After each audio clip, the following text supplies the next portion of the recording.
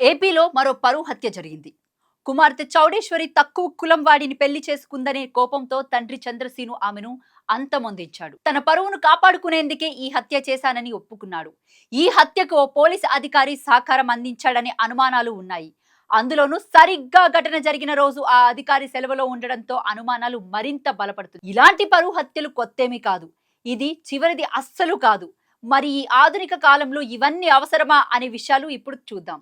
ప్రస్తుత ఘటనలు పరిశీలిస్తే చౌడేశ్వరి వయసు 22 సంవత్సరాలు. ఇంట్లో పెద్దలు పెళ్లి కుదిర్చారు. తండ్రి చంద్రశీను వ్యాపారి, కుమార్తె జీవితం బాగుండాలని ఒక ప్రభుత్వ ఉద్యోగి సంబంధాన్ని తీసుకొచ్చాడు. అయితే ఇంట్లో ముందే చెప్పడానికి చౌడేశ్వరి భయపడిందో ఏమో తెలియదు కానీ పెద్దలు కుదిర్చిన పెళ్లికి ఓకే చెప్పేసింది. అందరూ పెళ్లి ఏర్పాటుల్లో నిమగ్నమయ్యారు. మరో 2 రోజుల్లో నిశ్చితార్థం ఉంది. ఈ సమయంలో చౌడేశ్వరి తన ప్రేమికుడితో వెళ్లిపోయింది. దీంతో తల్లిదండ్రులకు ఏం చేయాలో పాలుపోలేదు. ఒకవేళ ఈ విషయాన్ని తల్లిదండ్రులకు ముందే చెప్పినా బాగుండేదేమో. ఎందుకంటే ఇలాంటి సమయం దగ్గరకు వచ్చినప్పుడు విషయాన్ని చెప్పడం ద్వారా ఇటు తల్లిదండ్రులకు అవమాన భారము, అటు పెళ్లికి ఏర్పాట్లు చేసుకున్న వారికి ధనభారము ఉంటుంది. దీనివల్ల ఇరువురికి పరువు నష్టం జరుగుతుంది. ఇటు కుమార్తె వెళ్లిపోయిందన్న బాధ మరోవైపు ఉంటుంది. ఇలా తెలిసి తెలియని వయసులో చౌడేశ్వరి ఓ పెద్ద తప్పు చేసింది. అటు తండ్రి విషయానికి వస్తే ఆధునిక భారంలో హత్య చేయడాన్ని ఎవరు ఒప్పుకోరు. కుమార్తె నిజం చెప్పలేకపోయి భయపడిందంటే తండ్రి అంతటి భయంతో పెంచాడని మాత్రం అర్థమవుతుంది. అలాంటప్పుడు తండ్రిది తప్పే అవుతుంది. ప్రేమిస్తే పలానా సమస్యలు వస్తాయని చిన్నప్పటి నుంచి చెప్పకపోవడమే తప్పే అవుతుంది. పెద్దయ్యాక కుమార్తెని ఎవరో అనామకుడు ప్రేమిస్తున్నాడని తెలుసుకోకపోవడం కూడా తప్పే. విషయం తెలిసిన తర్వాత కుమార్తెను అర్థం చేసుకోకుండా ప్రాణం కన్నా పరువు ప్రధానం అనుకున్నాడంటే ఎంతటి కర్కశ మనస్తత్వం ఉందో అర్థం చేసుకోవచ్చు. అందుకే తండ్రి చంద్రశీను ఇప్పుడు హంతకుడయ్యాడు. ఈ హత్యకు ఓ పోలీస్ అధికారి కూడా సహకరించాడన్న అనుమానాలున్నాయి.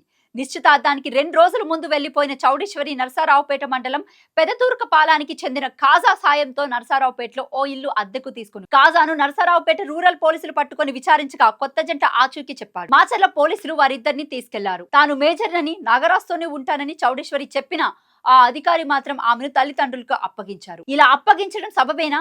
నిజానికి ఇలా వెళ్లిపోయిన వారికి రక్షణ కల్పించాల్సిన బాధ్యత పోలీసులపైనే ఉంటుంది. అప్పటికే తండ్రి వారిపై ప్రత్యేకాక్షతో రగిలిపోతున్నాడు. అలాంటప్పుడు ఆమెను తీసుకెళ్లి అదే ఇంటికి పంపించడం వెనుక పలు అనుమానాలు తావిస్తాయి. అందులోనూ హత్య జరిగిన రోజు ఆ అధికారి సెలవులో ఉన్నారు. ఇక హత్య కూడా పకడ్బందీగా నిర్వహించాలని చంద్రశీను భావించాడు. ఇంట్లో 5 రోజులు ఉన్నా కూడా ఆ తండ్రి మనసు కరగలేదు. 5వ రోజు పూర్తి కావస్తున్న సమయంలో భార్య కుమారుణ్ణి పొలానికి పంపించి తన మేనల్లుడు పచ్చిపాల సీనుతో కలిసి ఇంట్లో నిద్రిస్తున్న కూతురు ముఖంపై దిండు అదిమి ఊపిరి ఆడకుండా చేసి చంపేశాడు. అనంతరం అది ఆత్మహత్యగా చిత్రీకరించేందుకు ఉరివేశాడు.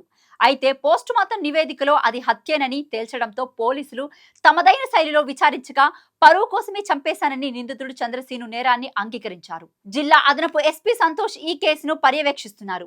ఈ కేసులో పోస్ట్ మార్టం రిపోర్ట్ ను తారుమారు చేయాలనుకున్న ఆ ప్రయత్నాలు ఫలించకపోవడంతోనే నిందితుడు అసలు రంగు బయటపడిందని అనుమానాలు వస్తున్నాయి.